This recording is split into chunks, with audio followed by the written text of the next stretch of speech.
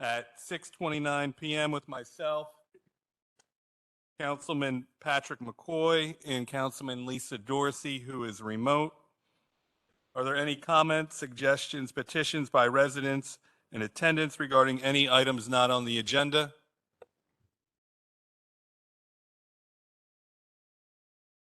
All right, seeing none, we're going to begin with the discussion items here, and this is consider the solicitor attendance for zoning appeal 1734 South Franklin Street, as the applicant seeks relief from section 112-307B to reduce the required side yard setback.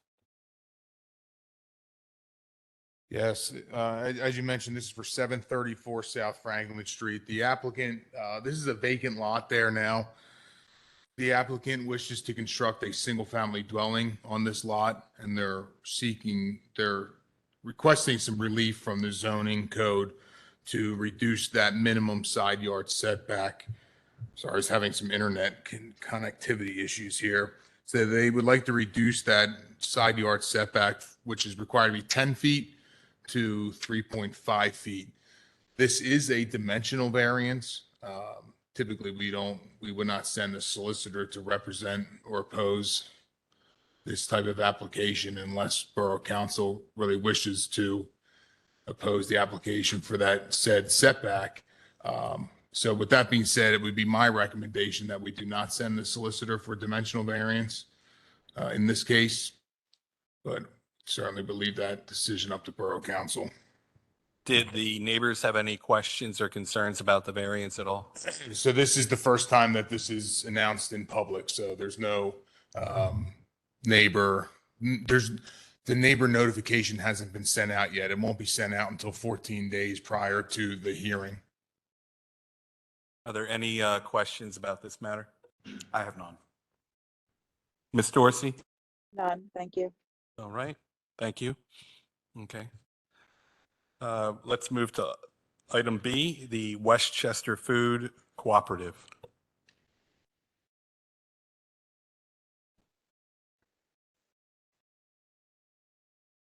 Good evening. I'm Tim Drake. I'm a board member of the Westchester Food Cooperative. I'm Renee Ryan. I'm the president of the Westchester Food Cooperative. We also have Judy Carino, another board member in attendance. We are seeking a non-binding resolution from council in support of our efforts to open a full-service grocery store in the borough of Westchester. Benefits to the community include accessibility, certainly walkable accessibility to quality, locally grown food, economic benefits, keeping local dollars local and supporting local agriculture within the greater Westchester and Chester County, Brandywine Valley area, and also the environmental benefits, both through the walkability and location, but also the fact that we will be sourcing many of our products locally. Will cut down drastically on the energy usage and resulting pollution for importing foods. So we are partnering with a national organization, and we are following an established playbook. We are at stage 4 of a 5-stage plan. We have over 500 members who have paid $400 each for a membership, and we haven't even opened our doors yet. So that is an indication of support from the local community. Do not have to be a member to shop there.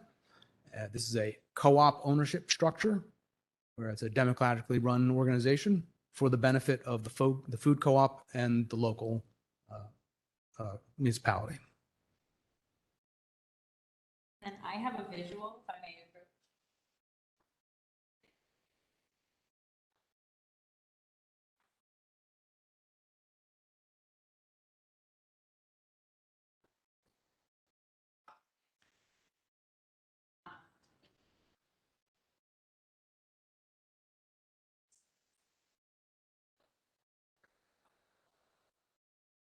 And we follow the same in order.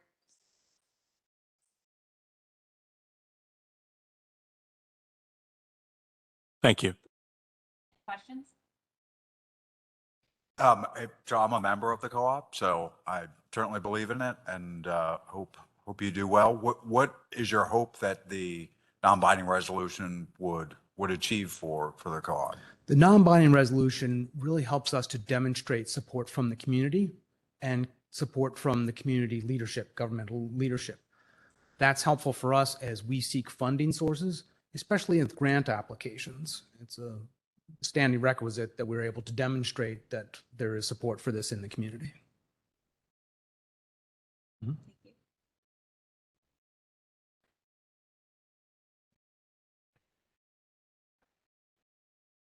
They do have that. I don't know if I forwarded that email, but there is a resolution and I could send it to you, Dana, right now to, We have a copy right here.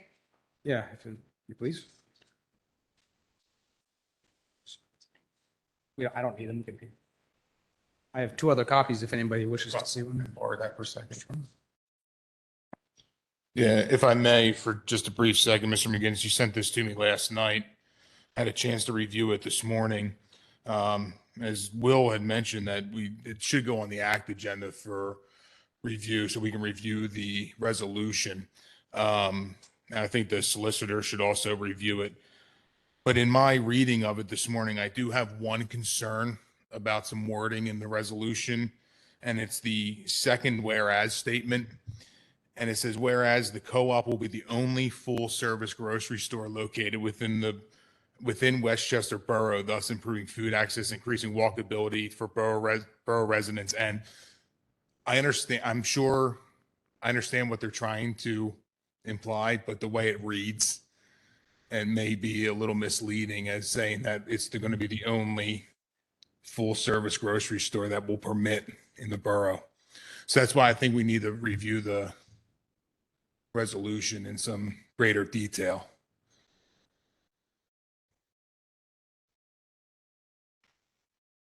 thank you. And would there be any changes that you would recommend besides that particular line? Not at this time, but again, I think once we get it to once all staff can review it, and then we can get it on the act agenda and pass it off to the borough solicitor for review. I think that would be appropriate. Okay, I think that's fine. I think moving it to the ACT committee agenda for next month, but at least we have to get the ball rolling moving forward. So I think that's a good thing. Just one quick question. Are you facing a grant application deadline? Do you have some urgency to getting this done? We don't have a specific grant deadline, but we do have a number of grants that we are assessing right now, and they do have upcoming deadlines in through the spring. So essentially, the sooner we can get this in place, the sooner we can move forward.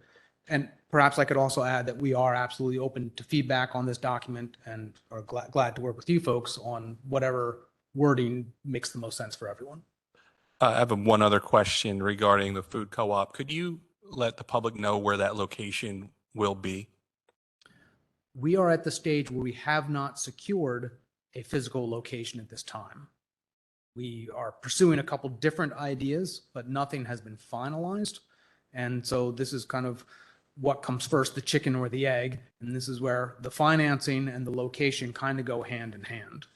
So we have a committee actively seeking locations right now and partnerships with real estate agents and also developers. Thank you. Are there any further questions regarding the Westchester Food Cooperative? I have one question for the crowd. Are you all members? I know you are. And I'm a Patrick. member. Yeah, I'm a member. That's all. Thank you very much. Okay, thank you. Let's move to item 4, action items. Approve the March 2023 Smart Growth Committee minutes. Are there any objections? No objections. All right, we can move forward with that. Item B, approve 535 North Church Street preliminary final land development.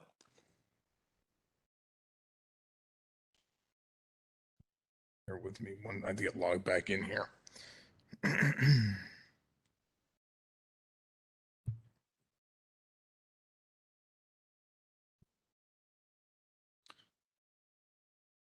put the, see what the,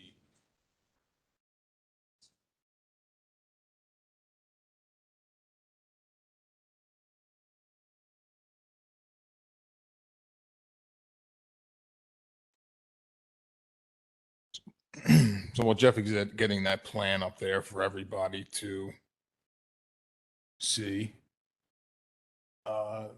This is a final land development plan for 535 North Church Street. The applicant wishes to install a small parking area for 15 vehicles on the south side of the building, between the park and the current building that is located there. The applicant has received a favorable recommendation from the Planning Commission for the final land development. They also approved the waiver to have the combined prelim final submission into one. All of the comments, except for some minor administrative comments, have been addressed. Those administrative comments are regarding agreements that have to be signed, and we handle that after the approval prior to the recording of the plans. That is the project in a nutshell. The applicant and their legal counsel are here tonight to answer any questions that the committee may have regarding the project. Yeah, I had just one question. I saw the tree commission had a February 13th letter with a couple items to be addressed. That was obviously after the last submission, so I assume they'll be addressed. Yeah, any of those additional comments that are in those additional letters, we can treat as we can correct those before the plans are recorded. Absolutely. I think they were minor. I think it was regarding the type of shrub that they were utilizing. I don't have any further questions. Does anyone have any further questions? Yes, sir. So Bill Lynch, 526 North Church Street. Attended the Planning Commission discussions. I was unaware, just number one, that there was a final vote on it, that was taken on the approval of this. That was at the last Planning Commission meeting. Okay, thank you. One of the questions that was raised, or that I raised, actually was about traffic. And this doesn't really address that. And I thought maybe the Smart Growth Committee, it sounded like a question that might be considered. And that was when the original plans were, or zoning was adjusted, the current parking on the corner of High Street and Virginia was proposed as adequate for the building and potential growth. And there was only a traditional driveway that entered into the property and was not going to have heavy use, and that was off of North Church Street. Under the current plan, which recognized that there's the right to build it, but I don't think there was an address of the impact that it would have on the traffic. And the traffic study that was done originally, which was more than 20 years ago, to my recollection, didn't take necessarily into account the fact that with the new parking lot, there would be, I think, undeniable intention to use that traditional driveway to go into and out of the new parking lot. And I propose that it would be a good idea to have a new traffic study, given the traffic on North Church Street and the current traffic and the projected traffic that would result from this new parking lot. I think the driveway itself, although the plans say 12 plus or minus feet wide, is not that wide. And I don't know if that will necessitate increasing the size of that. It's going to be a one-way pathway, right? Right. According to the plan, it says 12 feet, but it's not. So just for the record. Pardon? Yeah, I do. Do you? Yes. How wide? It's 11 feet. Where? Where? Several areas. But not all areas. But not all areas. At the apron coming into it, it may be 11. Anyway, I challenge that, but at any rate, I think the impact on the traffic on North Church Street and the residential area across North Church Street is something that should be considered, because the traffic would go in, it would come out, and predictably, I think at different times of day, you're going to have a little bit heavier access, like at the end of the day. And I just think it would be prudent to say whether that's a good thing to do. It's not challenging the parking lot. In fact, the owners of the property have agreed to work with neighbors on accommodations, but none of which are reflected on the planning proposal. So I don't know how good that agreement is, but agreed to work with us to try to identify certain kinds of blocks for light pollution, coming across the street and so forth. And on the engineer's plan, I think there were addressed that and a letter, and they responded that they were going to put shielding on some of these things. So I'm not up here to say these are bad guys and they're not doing a good thing. I am here to say that I think the traffic study should be done, and that should be part of the final decision making. Thank you. All right, let the applicant come up here and address a lot of the questions. I just want to address some of the concerns that Mr. Lynch has. The landscape plan, which we're not showing up here, the revised landscape plan does take into consideration some of the concerns that the neighbors had. The shrub row was moved from the sidewalk up to the, and Jeff, if you scroll down, there will be a landscape plan on here. The landscaping was moved up to follow the radius of the driveway closer to the parking lot so that it would then shield the lights of the vehicles coming into or coming out of the parking area. This is the lighting plan that Mr. Lynch had mentioned, and they're installing 2 lights for the parking lot. The photometric plan, which is right here in front of us, was reviewed by the borough engineer, and it meets the ordinance as you can see that the intended light levels are not proposed to leave the site. And that's what those concentric rings are showing. Jeff, if you can scroll, there you go, right there. So if you look at the radius of the driveway there, that shrub row was originally down further and was a straight line across the sidewalk.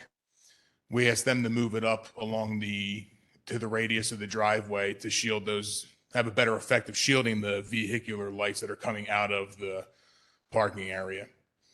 I want to address the comment about the traffic study. The reason the borough didn't require a traffic study on this, there was an approved land development on this project from 1996. And that was for the addition of the new building that they are constructing now. That approved plan shows a parking area, a proposed future parking area for 10 vehicles, which is in the, it's hard to explain without looking, but Jeff, if you can scroll out a little bit so I can show go to the left and then scroll up a little bit. Right there, thanks. So behind that maintenance building, you can see these 6 parking spaces there. There was an additional parking area that was proposed to be a future parking area that was never installed. So clearly there was a plan to add additional parking spaces. The only issue with installing the 10 parking spaces in that location is you're going to lose those 6 parking spaces there to do it, and you're only going to gain a net of 4 parking spaces. So that was because of that future expansion of the parking, that's the reason we didn't require a traffic study. That But regarding any of the other concerns that Mr. Lynch has or questions, we can certainly pose those to the applicant.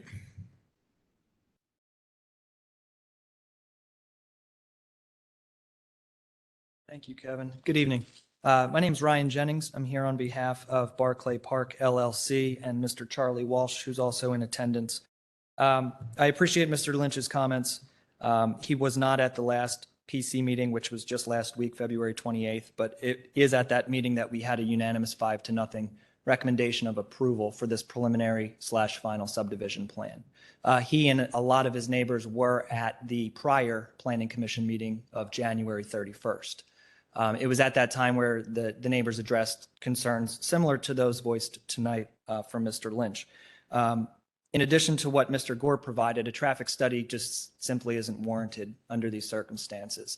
We're talking about 15 parking spaces that are only are primarily designed to improve traffic, and I think it's obvious. I mean, it'll alleviate on-street parking in this area, which is not a permitted parking zone or district. It'll provide more parking for that commercial building that already exists on the property. It's just 15 spaces. The property is located in the borough's professional overlay district. And the county didn't comment that a traffic study was warranted. The borough's engineer, Nate Klein of Pannoni, didn't say anything about traffic. So, you know, there simply isn't any justification for requiring a traffic study here. The driveway was measured in several different instances. I don't know where this 8-foot measurement came from Mr. Lynch, but Mr. Gore did personally measure that with Mr. Walsh at the property in several different locations. And that driveway is in excess of 11 feet wide. So there aren't any concerns there, and none of those comments were raised by the professional consultants.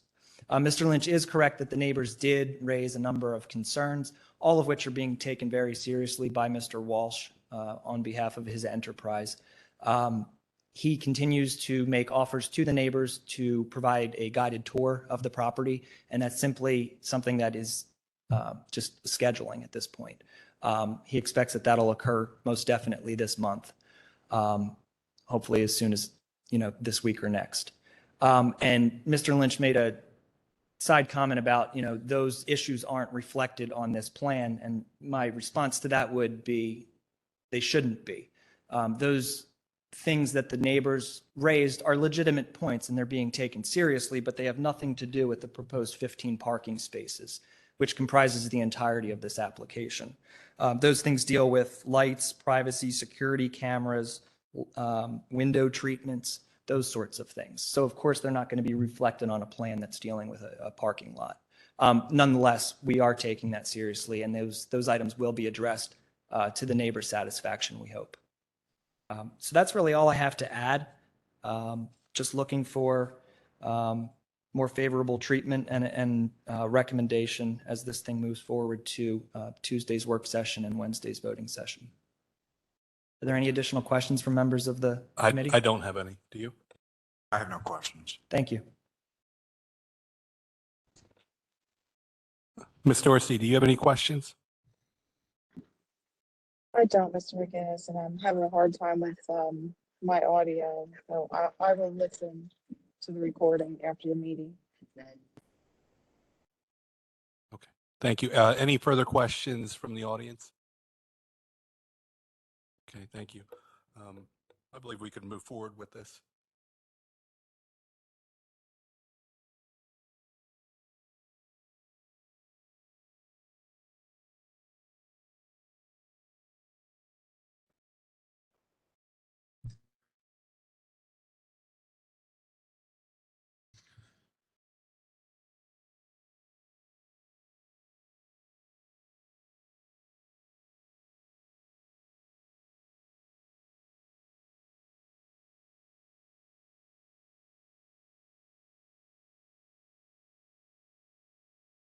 The internet is running really slow here. Here we go.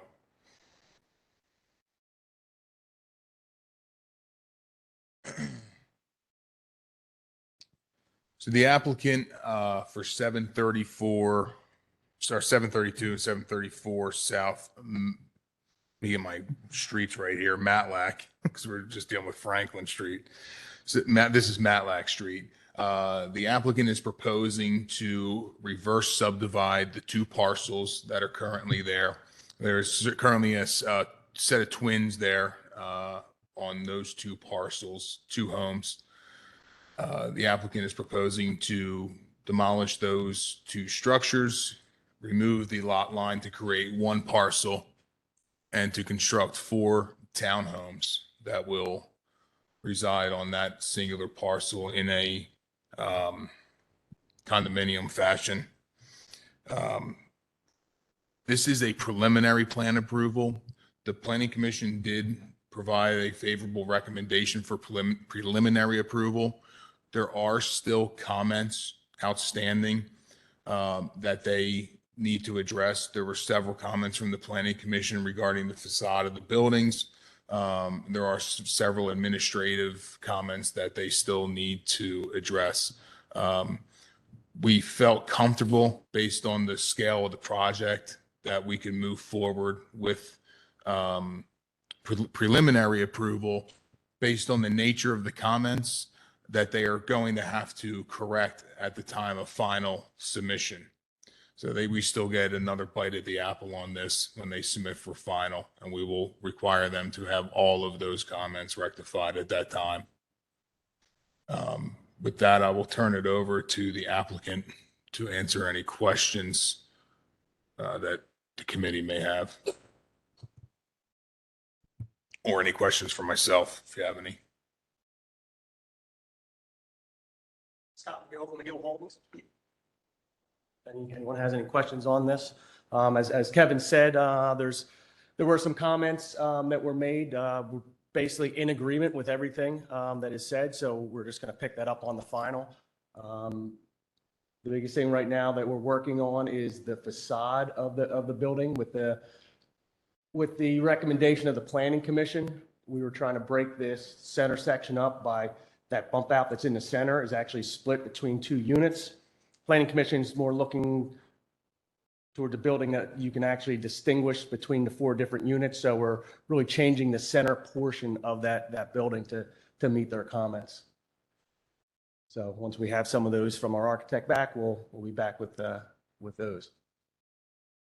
Were there any questions or concerns from any of the neighbors down at South Matlack Street regarding this? There was one neighbor who showed up who, if we're looking at the orientation of this rendering, was immediately adjacent to the right-hand side. So the northern neighbor, she did have concerns about a tree that is being removed. She had some issues with a sewer line with tree roots. I think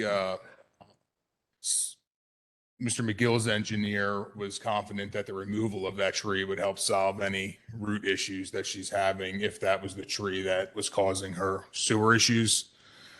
And she also had just some concerns about the general construction times and noise and vibrations. But Mr. McGill at the meeting did concede to work with the neighbor and make sure that any of her needs were met. And I can certainly have him answer any of those specific questions, any other conversations that he may have had with her.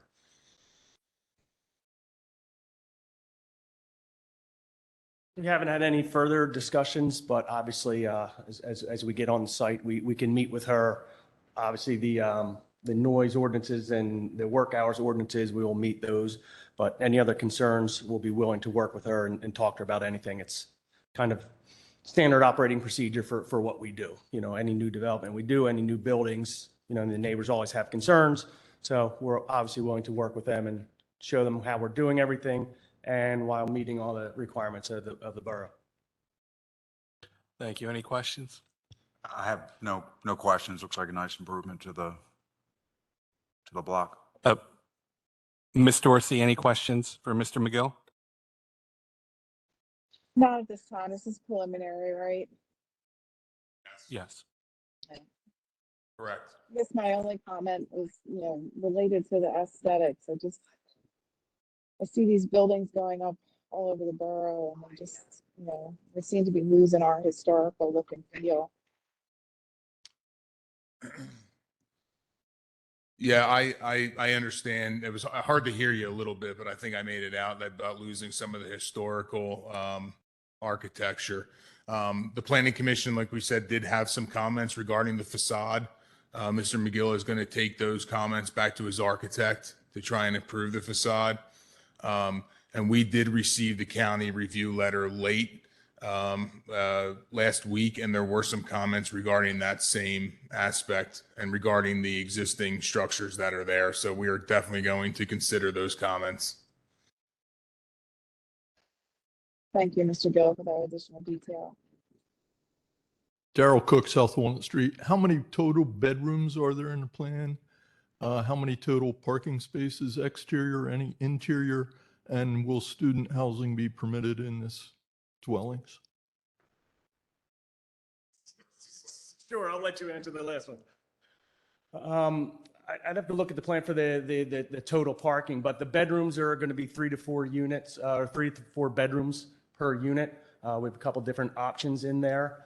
There is a 2-car garage in each unit as well. If you actually go back to the plan review, you can see we actually added some additional parking in the rear. So there's going to be plenty of room to use the garage, probably park 2 vehicles directly beyond your own garage if you've guests come over, and also some overflow parking. So the goal was to have enough parking in there for the residents and a guest if they come over. Thank you. To answer Mr. Cook's question regarding student housing, the answer is no. Student housing will not be permitted in these dwelling units, as they would not meet the requirements for special exception under the zoning code. Thank you. Any further questions from the audience? Okay, I feel confident moving forward. Ms. Dorsey?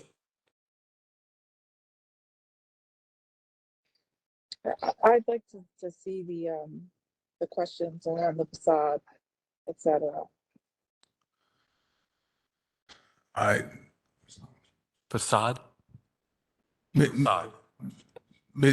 Ms. Dorsey, you said you wanted to see the facade issues resolved.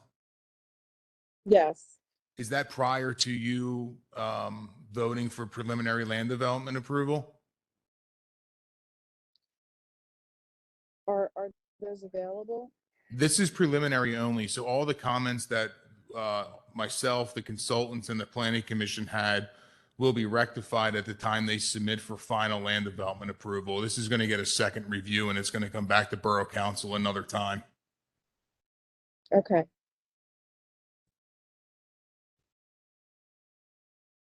Thank you. So we could move forward with that, Mr. Gore.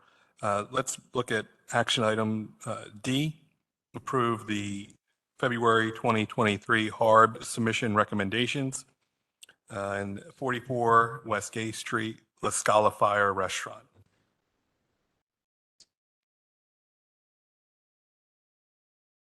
Yeah, for 44 West Gay, this was a HARB application to install a sign, canopy, and a window wall in the front facade. The HARB did recommend a certificate of appropriateness for the application with the following changes: that the proposed solid opaque channel letters be backlit, and that they're not just stark white but off-white, and that there be no exterior air curtain fastened to the facade. An air curtain is an exterior, or it's a mechanical device that when the doors open, it provides a blast of air to keep the space conditioned and keep bugs out. They don't want any of that mechanical equipment mounted on the exterior of the building. When are they going to begin construction on this project? Great question. I don't know. I haven't received anything on this yet. Any further questions about action item number 1?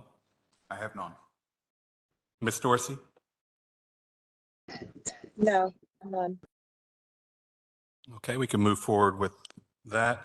Number 2, 141 West Gay Street.